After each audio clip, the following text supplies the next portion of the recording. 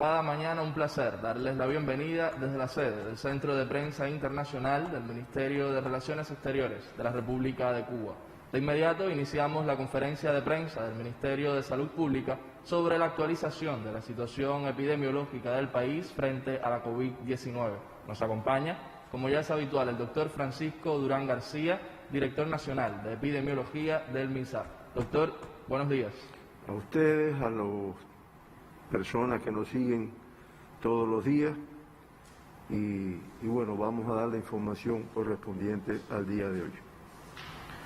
No tuvimos ningún caso fallecido en el día de ayer, lo cual no debo de reconocer que nos da una cierta satisfacción, porque cada caso que fallece de verdad que es un dolor para los familiares, los amigos y para el personal de salud.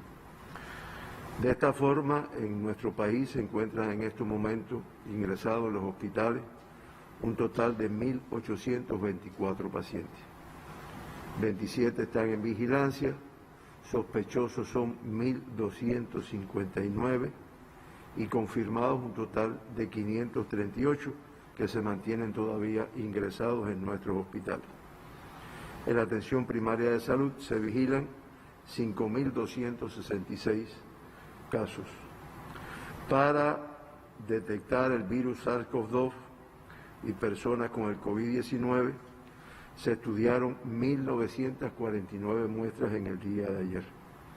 El Instituto de Medicina Tropical con 721, los laboratorios de biología molecular del Centro Provincial de Villa Clara 350, el de Santiago de Cuba 281 muestras, el de La Habana 280, el Centro de Ingeniería Genética y Biotecnología 184 y el laboratorio del Hospital Hermanos Janmejeira 133. Como resultado de estas 1.949 muestras que se procesaron en el día de ayer, 13 resultaron positivas, lo cual representa un 0,7% de positividad de las muestras procesadas. De esta forma, ya nuestro país acumula 65.509 muestras realizadas y 1.754 personas confirmadas en nuestro país, lo que representa el 2,7% de las muestras analizadas. Los 13 nuevos casos confirmados en el día de ayer, 6, el 46,1%, son contactos de casos confirmados que ya estaban, como es natural, diagnosticados, y ya de esta forma se acumula que 1.494, o sea, el 87,2% de las personas que se han infectado en nuestro país, pues han tenido contacto con otra persona que ha estado confirmada ya. En 6, en el día de ayer, no se pudo precisar la fuente de infección y esto da un acumulado de 89 casos que se han confirmado que no se ha podido precisar la fuente de infección. Eso es un 5,19%. Con fuente de infección en el extranjero, se diagnostica un caso en el día de ayer y se acumulan 130 de los 1.754 casos que se han confirmado, 130, o sea el 7,4%, han tenido como fuente de infección el exterior de nuestro país. Ahí nos decía la doctora Georgina y muchos compañeros se nos han acercado porque me dicen, bueno, si es que no está entrando nadie, ¿de qué extranjero a estas alturas, no? Y el problema es que sí, o sea, no está abierto para el turismo, no está abierto, pero como yo dije ya, creo que en una conferencia anterior, cubanos que se encontraban en el exterior en el momento de que se produjo el cierre de los aeropuertos y de los vuelos, pues están regresando a nuestro país y así lo veremos ahorita. En este caso, el del día de ayer tiene como fuente de infección el país de México. De los 13 casos diagnosticados, 8 fueron femeninas, el 61,5%, ellas se nos fueron arriba. De todas formas, en el acumulado, que es de 854 personas del sexo femenino en el total de casos confirmados, eso representa el 48,7%. De los 13 de ayer, 5 son del sexo masculino, 38,5%. Sin embargo, en el acumulado como digo yo, del comportamiento de la epidemia en nuestro país, 900, el 51,3%, son del sexo masculino, los casos diagnosticados. Hay que decir que 9 de los casos positivos ayer, 9 de 13, fueron totalmente asintomáticos. Y de esta forma se acumulan 844, que representa el 48,1% de los confirmados que han sido asintomáticos en el momento del diagnóstico de la enfermedad, lo cual es conocido, lo hemos dicho, evidencia la necesidad de la protección de las personas, independientemente de que tal vez sea una persona cuyo aspecto, no denote que tiene ninguna enfermedad. Tenemos que decir también que se han diagnosticado del total de casos confirmados, 180 son niños, y de esos 180 niños confirmados, que no hubo ninguno en el día de ayer, pues 126 se les han dado el alta ya en estos momentos.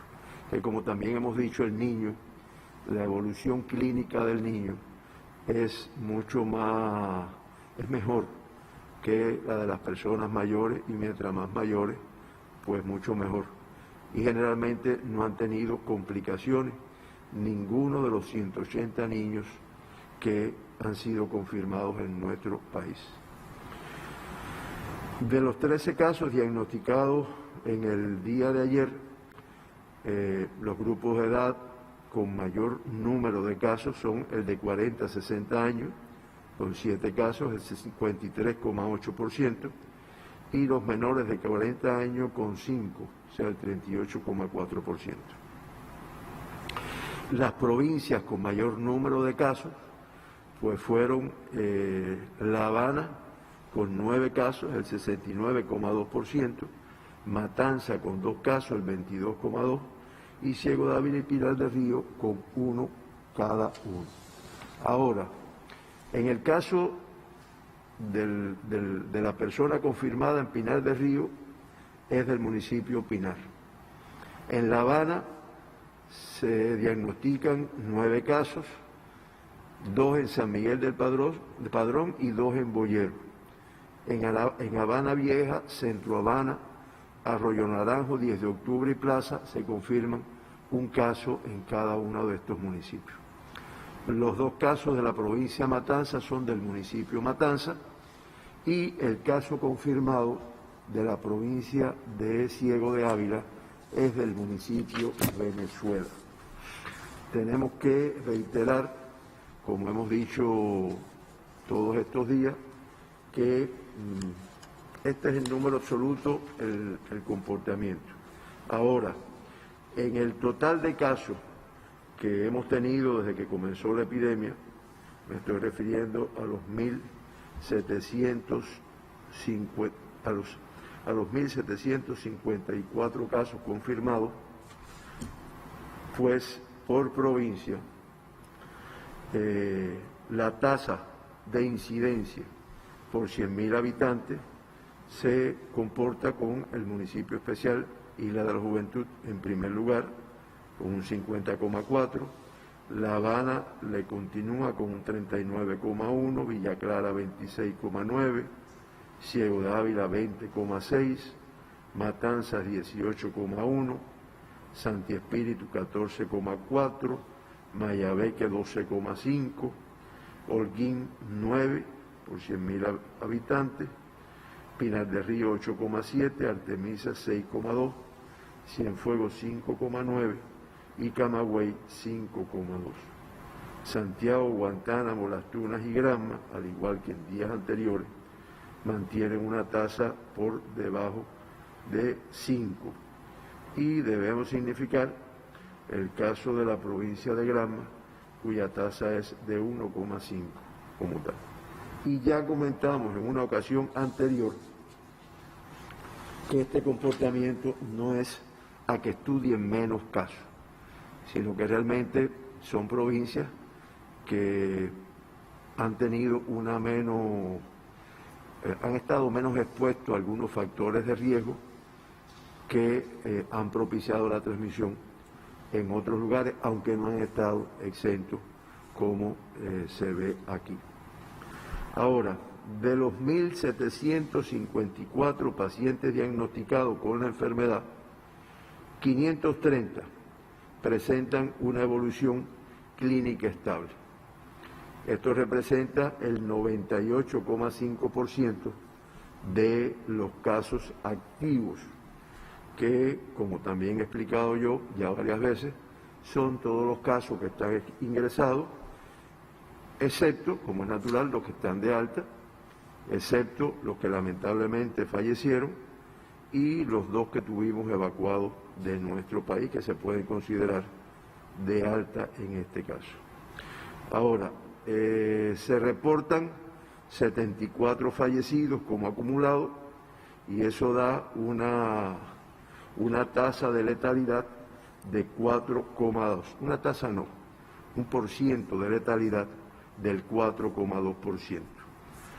Esto, como vamos a ver después al final, cuando lo comparamos con la región de las Américas, Cuba se sitúa en el lugar número 13, en este orden. Hay 12 países, o sea, la región de las Américas, la letalidad es de 5,93%.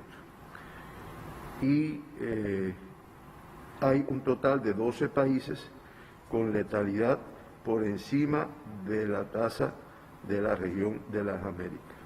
Ahí es llamativo México con una tasa de 10, Honduras 6,23, Estados Unidos 6,02, Brasil 6,77, Canadá 6,79 y un grupo de otros países hasta una totalidad de 12 que tienen una tasa por encima, una letalidad por encima de 5,93%.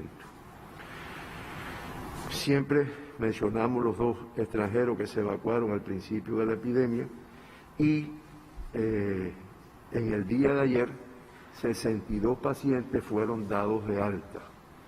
Eso hace que se acumule un total de 1.140 personas que han tenido la enfermedad, que han sido dadas de alta y que en estos momentos se encuentran o bien en cuarentena o bien haciendo su actividad normal.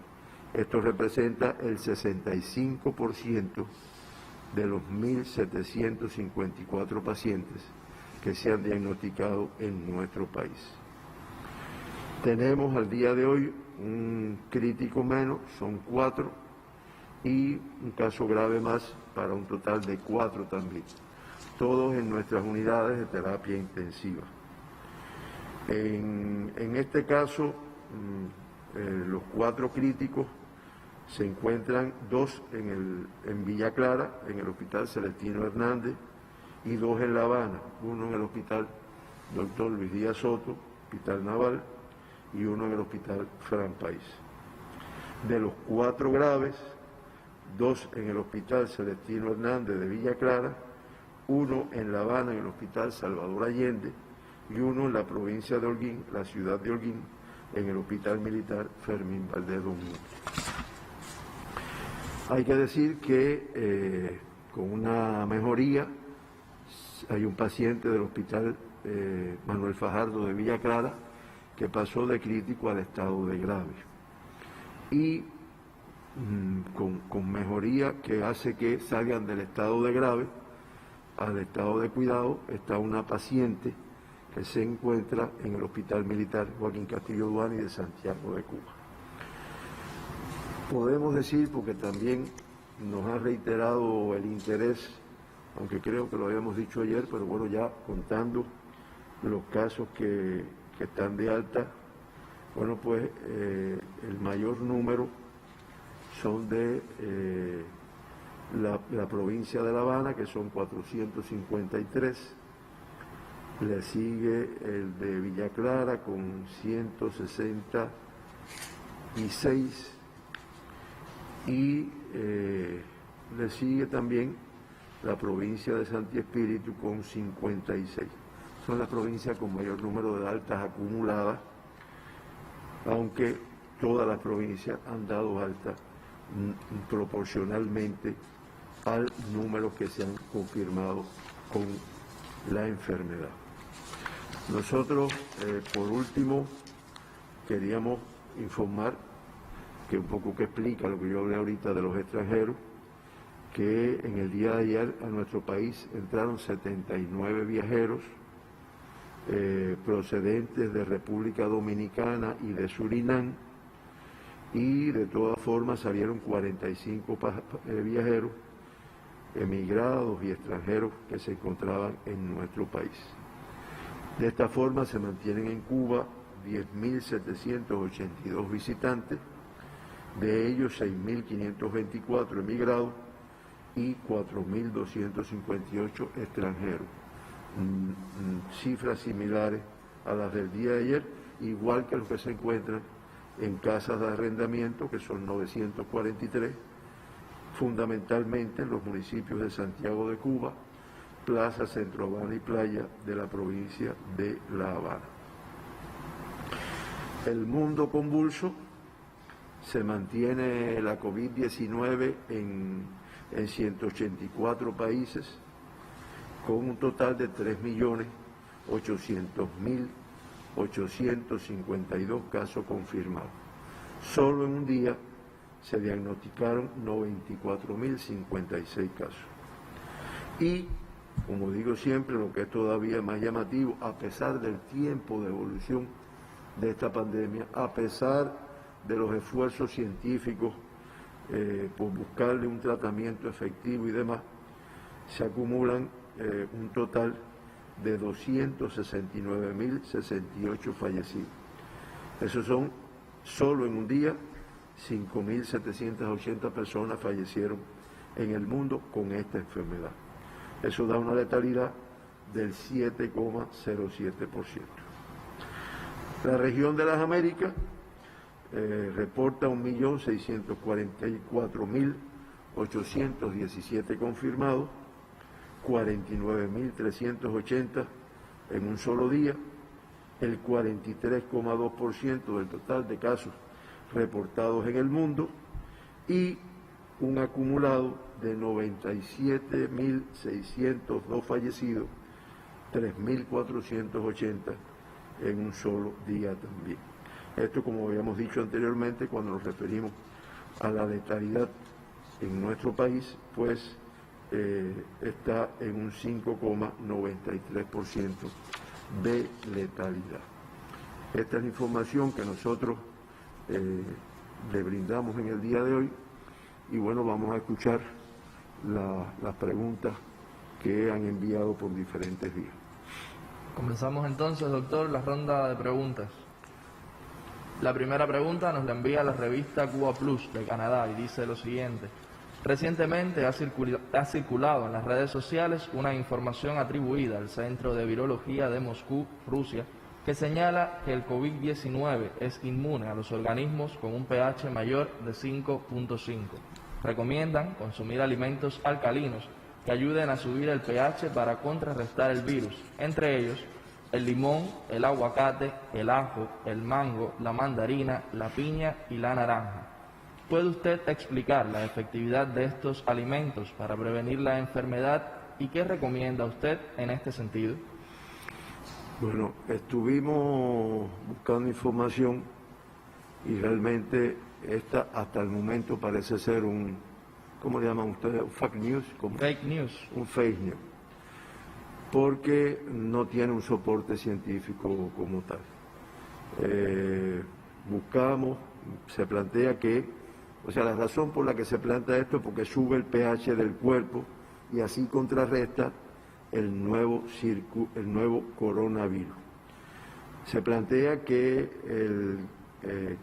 se es inmune a los organismos con un pH mayor de 5,5 y se lo atribuyen a un estudio o a una información que ha dado el Centro de Virología de Moscú en Rusia, donde se plantea que ellos informaron que era necesario consumir alimentos alcalinos que nos ayuden a subir el nivel de pH para contrarrestar el virus, algunos de los cuales son el limón, el ajo, el aguacate, el mango, la mandarina, la piña, la naranja, que son los que se plantea que pueden modificar el pH con mucha más facilidad. Dicen que en el mundo, como consecuencia de la epidemia de COVID, pues hay una epidemia de fake news, ¿no? Fake news. De fake news, y parece ser que esta, hasta el momento, es una de ellas, porque los especialistas plantean en que no hay ningún alimento que impida contrarrestar el coronavirus, y creo que de eso hemos hablado aquí en algún momento, porque además se plantea que por más alimentos ácidos o básicos que consumamos, no se cambia el pH del cuerpo humano. Por lo tanto, esta es una noticia que no tiene un sustrato científico que permita avalarla. Ahora, como nosotros hablamos aquí hace unos días de la vitamina D o la vitamina C y su efecto, la vitamina D en el organismo, la profesora, la doctora en ciencia Consuelo Macías Matos, del Centro de Nutrición e Higiene de los Alimentos de nuestro país, una profesora con muchos conocimientos y prestigio, que pertenece al Instituto Nacional de Higiene y Epidemiología, pues nos envió una información en que ella nos plantea que se debe, o sea, que hay un grupo de alimentos, y eso un poco a tenor con lo que yo hablé de la vitamina D, que mejoran el sistema inmunológico del ser humano. Ya teniendo en cuenta incluso que el confinamiento puede implicar trastornos como el estrés, la depresión, que ya de eso se ha hablado en algunos programas, que como es natural estos factores psicológicos debilitan las defensas del organismo. Ella nos explicaba que entre los alimentos de origen vegetal están los llamados antioxidantes, que nuestra población tiene cultura, que impiden reacciones adversas en el organismo y estimulan el sistema inmunológico. Nos dice la profesora Consuelo que los antioxidantes, y doy esta información en detalle porque creo que es una forma que nos ayudamos, como mismo nos aplicamos el prevengo, el interferón, la biomodulina, o sea, un grupo de medicamentos, algunos de medicina natural, pues también los alimentos es una fuente mediante la cual puede mejorarse el nivel inmunológico. Ella nos plantea que gran cantidad de las frutas y las hortalizas, que además contienen vitaminas y minerales, pero también actúan como antioxidantes. Nos dice Consuelo que el consumo de frutas y vegetales debe ser diario y variado. Le da mucho papel a las hojas verdes, acelga, lechuga, col, espinaca, brócoli, perejil, albahaca, por su elevado contenido y variedad de estos compuestos. Nos dice que una ingestión adecuada de proteínas se pueden comer, sí, porque cuando hablamos de proteína estamos tirándonos para la carne, ¿no? La de puerco y las otras carnes también, pero dice ella que con frijoles, chícharos, lentejas, en lugar de huevos, carnes, aves o pescado, se pueden suplir estas ingestiones, y que el yogur de soya también contribuye a la ingestión de proteína, aunque a todos nos gusta nuestro pedacito de carne también. Se refiere a las semillas de calabaza, que eso yo he visto en México, creo que es donde las venden y la población las consume, que tiene un valor nutricional. Incluso la compara con el de otras semillas, como las almendras, el maní. Y resalta lo que aquel día sí nosotros explicamos, que a diferencia de otras vitaminas, la vitamina D se adquiere principalmente con la ayuda de los rayos solares. Me plantea que un poco que con lo que se está viviendo en el mundo y en Cuba en cierta medida, el aislamiento físico resulta importante tomar sol. Ahora, si no debo salir, si no puedo salir, bueno, ella plantea que en el balcón, en la azotea, en la terraza o en el patio durante 10 a 15 minutos, en horas tempranas de la mañana, con la mayor proporción de la piel expuesta. Dice Consuelo, y se lo recomiendo a nuestra población, que mantenerse hidratado, preferiblemente tomando agua, no whisky precisamente, es vital para cualquier organismo vivo, ya que la sangre que lleva los nutrientes tiene un alto contenido compuesta fundamentalmente por agua. Por lo tanto, ella resalta la necesidad de que cada persona tome diariamente entre 2 y 3 litros de agua al día. Finalmente, Consuelo concluye, una alimentación saludable no previene ni disminuye el riesgo de contagio con el COVID-19. Sin embargo, mantener un estado nutricional óptimo con todas estas recomendaciones permite al organismo estar mejor preparado para combatir esta enfermedad. O sea, lo que hablamos del pH no es así todavía, por lo menos no está comprobado científicamente, pero sí indiscutiblemente con estas recomendaciones, desde el punto de vista nutricional, desde el punto de vista dietético, que además los cubanos hemos ido adquiriendo cultura, sobre todo las generaciones jóvenes que en los círculos los van enseñando, pero ya los que acumulamos algunos años, pues a veces no siempre nos inclinamos por estos vegetales verdes y demás, y por esta forma de alimentación. Con esto creo que no sé si te satisfaga tu respuesta. Por supuesto, doctor. Siguiente pregunta. El artemiseño pregunta lo siguiente. El descubrimiento de nuevos casos de COVID-19 asintomáticos ha sido recurrente en los últimos días. Sabemos que al terminar el ciclo de trabajo en salas y centros de aislamiento, se les realizan el PCR a los trabajadores por el riesgo. ¿Se le hace el PCR a los sanitarios también antes de entrar a estos sitios? Bueno, que trabajadores de la salud no son solo los médicos, no son solo los enfermeros, hay técnicos, incluso hay personal auxiliar de limpieza, además, que también juega un papel muy importante en la atención de los pacientes con COVID, al igual que con todos los pacientes.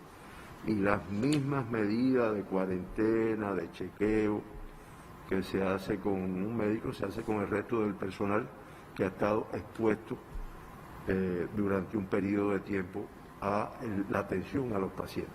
Porque aunque se protegen, el ser humano es el ser humano, ¿no? Y hay veces que, como el riesgo es tan grande, pues pueden infectarse. Por eso cuando terminan el periodo de trabajo, se mantienen, no van a su casa, sino que se mantienen 14 días en aislamiento, en centros que se han dedicado a esto, y en el transcurso de ese aislamiento y al final, pues se le hace el PCR en tiempo real para certificar que realmente esa persona no se infectó en la atención a los pacientes como tal. Pero bueno, yo creo que queda claro, no es un problema, no son medidas para los médicos. Sería muy inhumano y además no es lo que caracteriza ni a nuestra revolución ni a nuestro sistema de salud.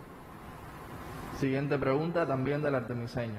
Artemisa ha tenido 3 casos que después de aportar resultados positivos se le ha repetido el PCR y al día siguiente arroja un resultado negativo. ¿Cuál es la posibilidad real de que las pruebas de PCR realizadas tengan error en el resultado? Creo que ayer nos referimos, ¿no?, entre las incógnitas de esta enfermedad, o no es incógnita, sino cosas que a veces hacen que se siga investigando, está esto.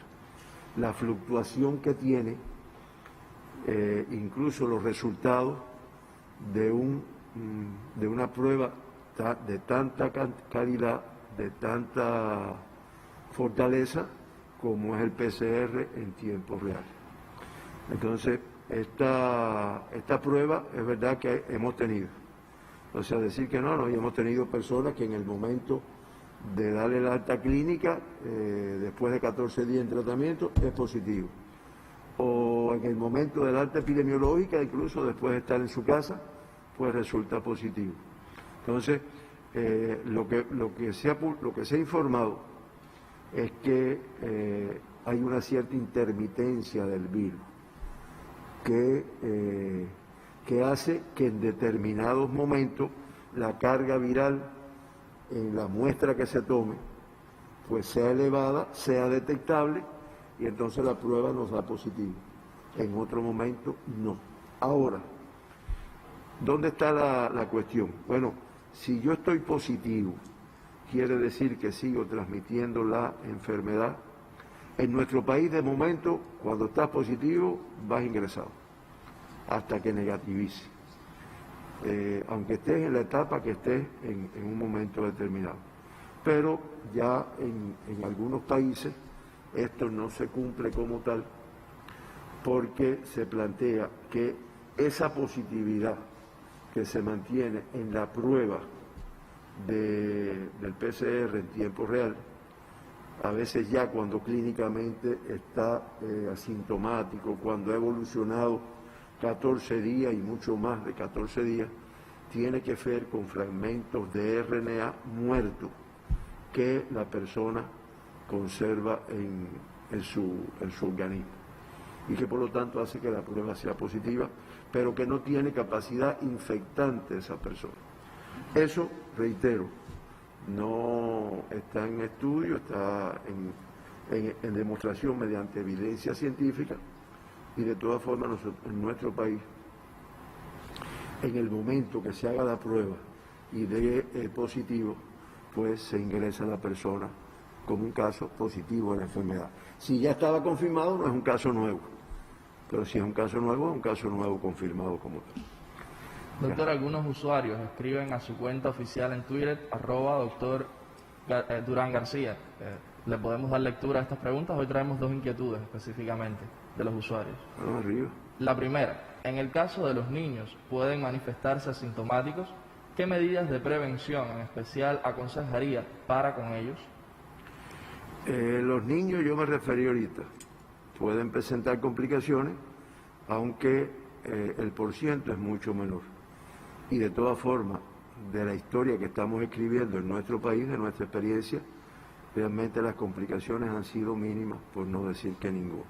Por lo tanto, no es Cuba, el mundo entero, los que han tenido que enfrentar gran cantidad de casos y fallecidos, pues el niño, no es el niño el que se complica más.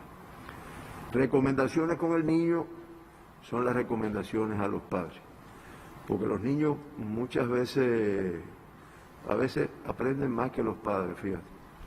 Y con satisfacción, yo he tenido varios compañeros de trabajo que me dicen, oye, mi hijo se levanta para ver el programa y escuchar el mensaje, lo cual es importante.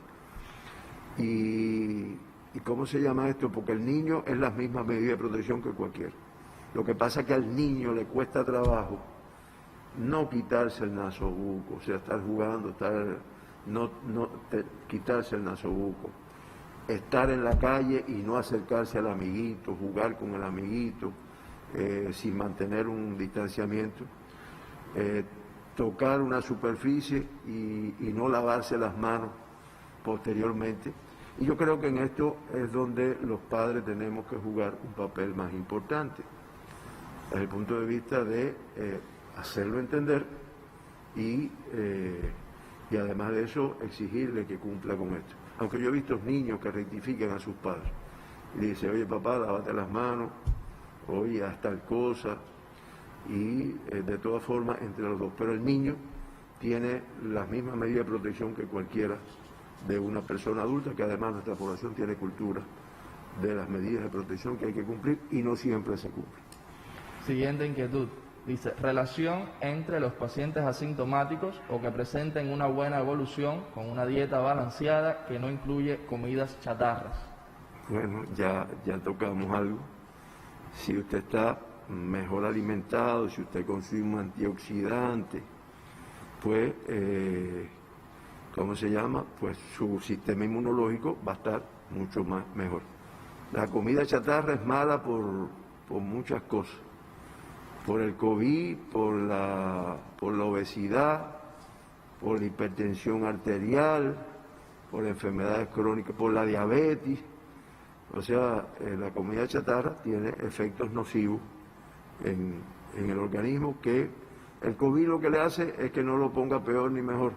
Es que el sistema inmunológico de una persona que está acostumbrada a comer comida chatarra, pues indiscutiblemente está en desventaja con una persona que hace una dieta estable.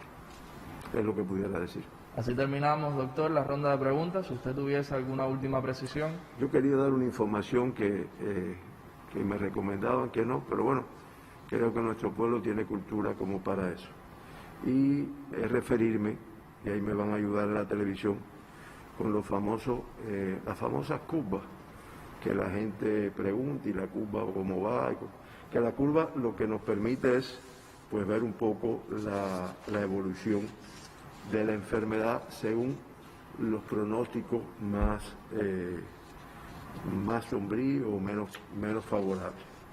Ahí no la pueden ver, no se ha puesto en la televisión. Ahí está. Ustedes saben que estaba la curva esta azul, que era el momento más favorable, después había una que era el medio, y después era el comportamiento más desfavorable, que era una curva de otro color. Y entonces aquí se va ploteando cuál es el comportamiento en Cuba. ¿En relación con qué? Con la curva más favorable. Y ustedes ven que ploteando el número de enfermos hospitalizados por día, tiene un comportamiento que va hacia la disminución y queda por debajo de esta curva. Yo estoy en la obligación, y ayer me lo reiteraban por la noche, Durán, cuando presentes esto, tú aclara que las medidas de restricción son las mismas. Incluso aquí en La Habana, y la población lo ha solicitado, se van a arreciar todavía más para poder establecer. Aquí es lo mismo, que es o sea, cómo se han ido comportando los casos confirmados, y como ustedes ven, se ha mantenido dentro de la curva favorable y no se ha ido ni a la media ni a la roja, que es la más desfavorable. Pero fíjense, este cordón de puntico negrito, en un día se puede echar a perder, teniendo en cuenta que se produzca un evento como los que hemos tenido. Aquí se han mencionado varios eventos, y que esos eventos a veces nos generan un número de casos que no es despreciable. Estamos hablando de 60, de 70 casos a punto de la transmisión en un lugar determinado, cuando no se cumple con lo que está establecido, cuando no se cumple con las medidas de restricción. Por eso, esto es porque la población me insiste en las curvas, pero ni remotamente es para que ya salgamos a festejar. Mañana vamos a celebrar el Día de las Madres, hoy vamos a celebrar el cumpleaños de Georgina, y todo eso en casa. O sea, no es no es ni en la calle, en familia, como además nuestro presidente nos reiteró en muchas ocasiones. Hoy fue un día, es como el séptimo día, en el cual el número de casos que han sido de alta, pues es mucho mayor que el número de casos confirmados. Que eso es un indicador favorable.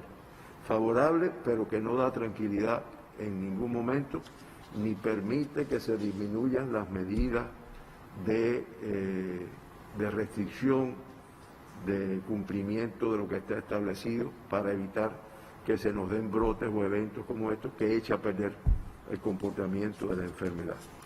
Agradecerle a nuestra población, agradecerle a los que nos siguen, agradecerle a ustedes que hacen posible que se efectúen estas transmisiones, y mañana, bueno, celebraremos aquí el Día de las Madres con una información a nuestra población. Muchas gracias. El agradecimiento también para usted, doctor, para los corresponsales por sus preguntas y, por supuesto, para todos los que nos siguen. Nos vemos en la siguiente conferencia.